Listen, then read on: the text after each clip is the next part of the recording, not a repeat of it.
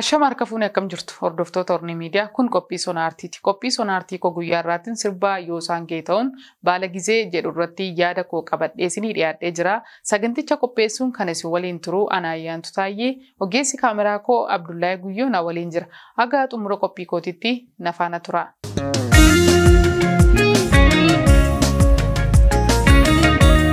Asumaan gara sirba isaa yookiin yeedaloo isaatoon naggeeffatini sirba baala gizee Yoosaan Geetahuun torbanoota darban keessatti gadhiise irratti waan xiqqoo dubbachuu barbaada. Jalqabumarraa kaasee gara sirbichaatti osoo hin darbin dura baala gizee jechuun maal jechuudha? Baala gizee jechuun yaani akka hiikadhetti abbaa yeroo yookiin immoo warra yeroon harka jirtu yookiin warra aangoon harka jirtu akka jechuuti sirba kana keessatti akkaataan itti dubbate. Egaa jechumti kun immoo baala gizee jechi jedhu kun immoo Oromoon ibsaa yoo jenne Oromoon ibsu baala gizeenii jechuudha. Maaliif Oromoon lafa isaa irratti abbaa lafaati malee baala gizee yookiin immoo warra yeroon fidde warra barri fidde jedhamuu hin danda'u jechaadha. Kanaaf iyyuu asuma irratti yaada koo kan hin ergaan dabarfachuu barbaadu yeroo baay'ee jechoota baala gizee jedhu kana gama lamaan ilaaluu dandeenya. Namoonni negative side fi positive side illee fudhatanii itti fayyadaman jiru jechuudha. Garuu yeroo ammaa kana keessatti jechi baala gizee jedhu kun anaan kan hiikadhee jirutti jecha negatiivaadhaanaa fi maaliif yerootti aangoon isin hirka jirti yerootu isin hirka jira borirraa deemtu borirraa sokkitu yerootu isinitti kenne malee kan keessa miti yerootu isinitti fayyadamuu jira akka jecha akka arrabsooyti jechaadha. Maaliif baala gizee jechuun tokkoffaa jalqaba akkuma isinii kaase mee Oromoon lafa isaa irratti biyya isaa irratti baala gizeetu hin taane abbaa lafaadha. Baala beeknasu. Malee baala gizee jedhanii akkasitti yoo ati abbaa yeroo yookiin immoo aangootu sirka jira warri barra fidde warri yeroon fidde jedhanii akkasitti yerootti arrabsoo akkasitti yerootti ijoollee Oromoo xiqqeessuuf yaalanii yerootti ijoollee Oromoo akkasitti itti dudubbatan jira. Sanarratti sirba Yoosaan Geetahuun gaafa laallu sirboota kana keessatti wantoota hedduudha kan inni hubachuu dandeenyu. Fakkeenyaaf irra caalaatti ergaan sirba kanaa yoo laalle Oromoo yeroo ammaa kanatti nagaa dhabee jiruuf akka nagaa lallabuuti. Sirba kana keessatti araarriin akka barbaachisu nagaan akka barbaachisu keessumatti immoo wantoota hedduudha kan inni bifa viidiyoo isaa keessatti piikchariidhaan fakkeenyaaf bakka tokkotti dubartii teessee buna qolaa yeroo isheen teessee funaantu akkasumallee sangaa kormaa wal nyaatanii akkasumallee arroota wal hammatanii sirboota kana keessatti akkasitti bifa kanaanidha kan inni ibsee jiru. Mee gabanumaan sirba san dhaggeeffachaati immoo wantoota tokko immoo manaa gale isinitti immoo yaada akkasumallee yaadaaf qeeqaa qophii Sonaartii kiyya irratti qabdanii karaa koomentii jala kaa'uudhaan na beeksisuu dandeessu na faana tura. Yoosaan Geetahuun sirba isaa kan duraa bulloo jedhu irratti jaalatamummaa guddaallee argate. Sanarraa kan ka'ellee ammallee sirba baala gizee jedhu kun hojjete baay'ee akka gaariittidha kan inni ilaalameefii jiru. Yeroo baay'ee irra deddeebinee qophii Sonaartii keenyaan waan yeroo hundumaa dubbannu aartiin Oromoo yeroo ammaa kanatti akka ajaa'ibaatti guddina haalli waraabbii isaatii wantoota isaan achi keessa fayyadamanii illee ergaa isaan itti nama dabarsanii baay'ee kan nama gammachiisuuf akkasumallee barnoota guddaa ilaalanii kan irraa barachuun danda'amudha. Egaa gara sirba sanaatti tun darbin dura Yoosaan Geetahuun sirba isaa ka jalqabaa bulloo jedhu keessatti jaalatamummaa guddaa kan argatee fi akkasumallee sirba isaa yeroo ammaa baala gizee jedhu yookiin abbaa yeroo naan jettee na waamte jarrisa jedhu kana keessatti torbanoota darban keessa gadhiisee illee ilaalcha akka baay'ee argateedha. Egaa mee sirbicha dhaggeeffanneetu wantoota tokko amma naa galee immoo isiniif himuu yaala dubbadheen ture sirba kana keessatti. Artistoonni Oromoo yeroo ammaa kana keessatti gama aartiitiin ergaa gurguddaadha kan isaan dabarsaa jiranii. Qophii Sonaartii keenya jala yoo deemtanii wantoota hedduudha kan irratti yeroo hundumaa dubbannu sirboonni haaraa gaafa gallakkifamu sirba baala gizee kana keessatti illee mucayyoo teessee buna qola yeroo isheen itti teessee funaantudha. Egaa Oromoon yeroo ammaa kanatti baala gizeedha yookiin abbaa yerooti jedhanii yaamu garuu Oromoon yeroo ammaa kanatti lafa isaa irratti qe'ee isaa irratti buna qisira dhuguullee dadhabee buna qola dhuguu jira. Maaliif hojii gabbee haala nagaa dhabuurraa kan ka'e gabbee hojii hojjetatee mana deebi'uu hin danda'u. Misooma san geggeeffachuu waan hin dandeenyeef Oromoon qeesaa irratti buna qisira dhuguu dadhabeellee qola dhugaa akka jirudha kan inni nutti agarsiisaa jiru jechuudha sirba piikcharii kanarraa. Asirratti immoo jaarsolii namoota wallalee tokko harki isaa cabee harka isaa hidhatee jira. Gamanaanis tokko namoota wallolanii jiran kana walitti araarsuudhaaf jaarsoliin sadanii gidduu isaanii gaafa ta'anidha kan hubannu. Egaa kun hunduma keenyaaf hin gala. Yeroo ammaa kanatti araarri nagaan utuu bu'eeti namaafis biyyaafis gaarii akka keenyatu akkana kan yeroo nu fidde miti jechuu jira. Jalqabaa kaasee isinitti himuu jira baala gizee jechuun abbaa yerooti yookiin aangoon kan keetisa jedhamu sani garuu nuti lafti keenyatuma lafaa biyyuma keenyarra jirra warra yeroon nu fidde nuti abbaa yeroo jedhamnu miti jedheeti as keessatti illee yeroon itti dubbatu argaa jirra. Gizee jettee na yaamte jarri baala gizee jettee na yaamte jarri dhugumaaree jedha yoosani. Nan didaaree yoo tole barrii yookiin nan sarmaaree yoo tole barrii jedha. Kana jedhee keeti dubartii mana citaa jala teessee uffata ishee limmoodhaan hodhituudha kan nun argaa jirru. Egaa dubartiin kun teesseeti yeroo isheen ittiin uffata ishee limmoodhaan hodhaa jirtudha.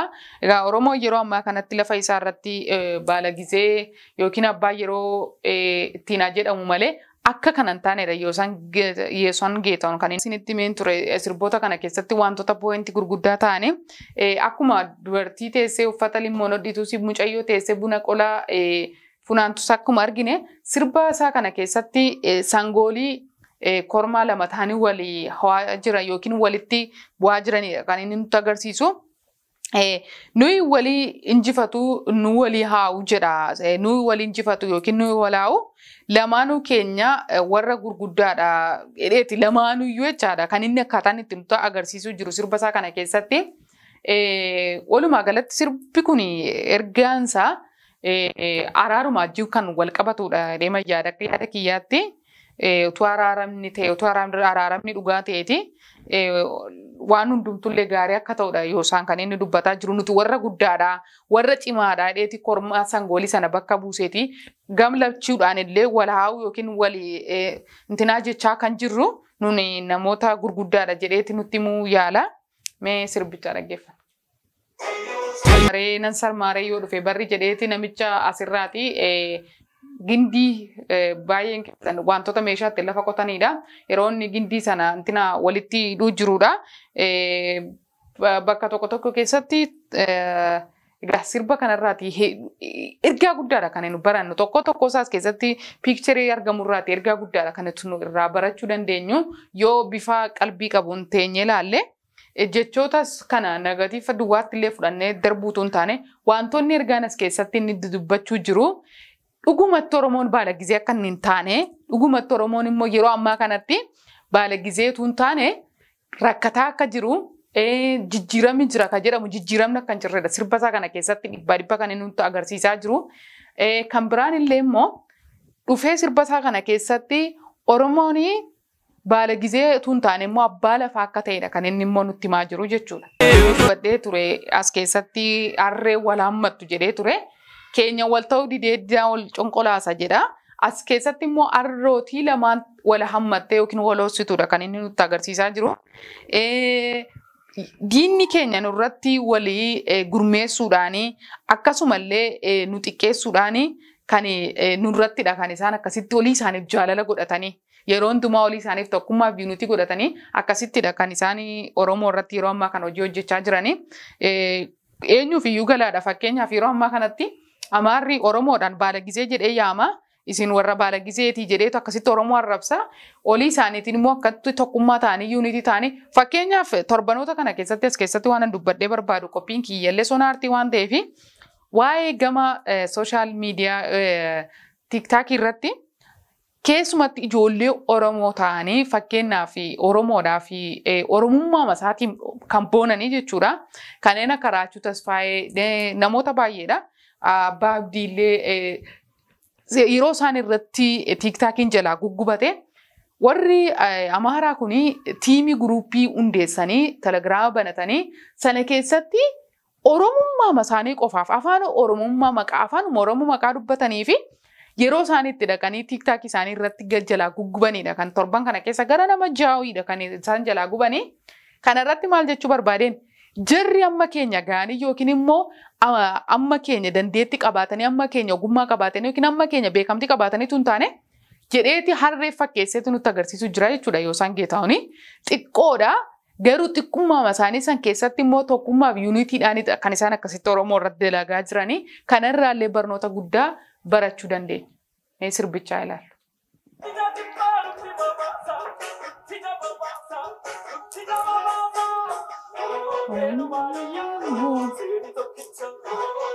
Beenuu baadiyyaa seeni tokkichaa jedhan. Milladhu jiru ilma Oromtichaa.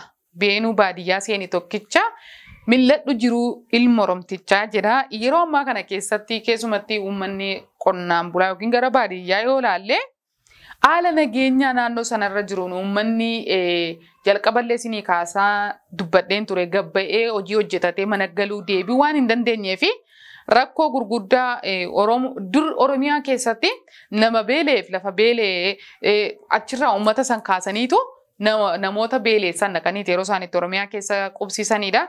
Fakkeenyaaf yeroo har'aa kana keessatti uummatni Oromiyaa kutaalee garaagaraallee jirudha kan inni argaa jirru.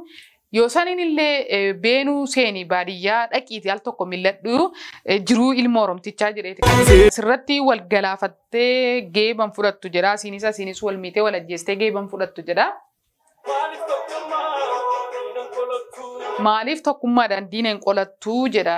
Asirratti jaarsoliin silataa jiraniif namoonni adda warri kutan sunillee yeroo isaan itti walitti araaramaa jiranidha kan hin argaa jirru.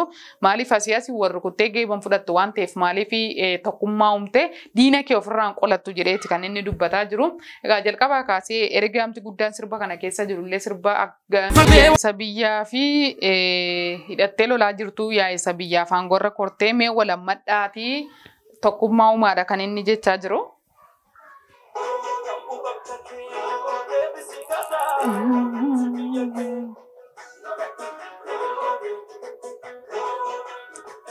Sirba isaa kana keessatti jijjiirama isa jedhuu fi yookaan ammoo baala gizee isa jedhamaa jiru kanaa fi Oromoo yeroo ammaa kanatti akkamitti akka kaleessaatti akkuma kaleessaatti akka jiraachaa jirudha kan inni tokko tokko nutti agarsiisaa jiru. Maaliif gindii maarashaadhaan lafa qotaa jira. Oromoon baadiyyaa keessatti rakkataa du'aa miidhamaa akka jiruuf jireenya uummata baadiyyaa keessaa nutti agarsiise. Akkuma kaleessa kan inni lafa isaa dhiibu gindiidhaanii akkasumallee maarashaadhaan wantoota akkasiidhaan akka inni dafqeetti kan inni bulaa jiru. Akkasitti kan inni nutti agarsiisaa jiru. Gatii gurguddaadha kan inni Oromoon akka kaffalaa jiru nutti himee jira. Egaa gara sirba dhumaa kanarratti namtichi cabee jiru sunillee yeroo isaanii jaarsoliin ta'an sun araarra buusanii jaarsoliin biyyaa fuuldura teessanii rakkoo isaanii gaggaafatanii fi araarri bu'ee walammatanidha kan hin argaa jirru. Egaa akkasidha irratti buqqisan malee dhiiroo idda wal dhabdee kodee qancaruun lammii nyaataa kodee jira jechisaa kana keessatti rakkoo nu gidduu jiru yoo buqqisan malee idda wal dhabdee keenya yoo buqqisan malee yoo qancare lammii nyaata lammii miidhaadha kan inni jechaa jiru.